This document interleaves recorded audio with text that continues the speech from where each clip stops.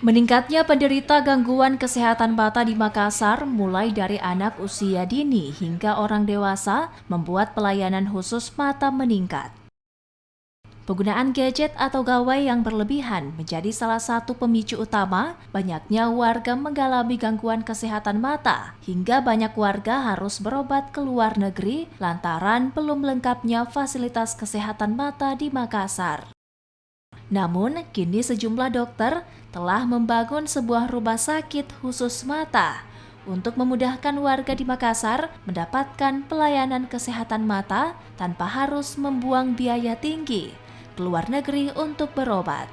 Kemudian fasilitasnya ya, kita mengusahakan seluruh pelayanan mata ya, mulai dari yang paling sederhana sampai yang complicated itu bisa kita lakukan di sini.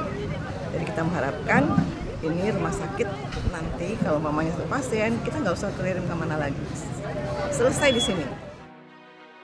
Rumah sakit yang berada di Jalan Masjid Raya Makassar ini adalah rumah sakit khusus mata dengan layanan lengkap memasuki tahap penyelesaian. Gedung berlantai 10 ini mampu menampung 50.000 pasien. Pembangunan rumah sakit khusus mata ini diperkirakan akan tuntas dan mulai beroperasi pada akhir Desember 2023.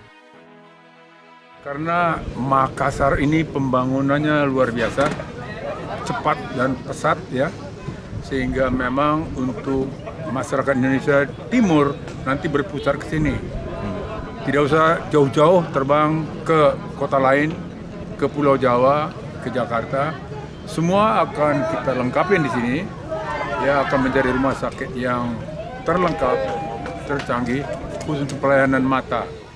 Dengan hadirnya rumah sakit khusus mata Orbita ini, diharapkan bisa mengurangi masyarakat yang berobat ke luar negeri hingga masyarakat lebih mudah memeriksakan kesehatan matanya. Nila Rustam, Kompas TV Makassar, Sulawesi Selatan.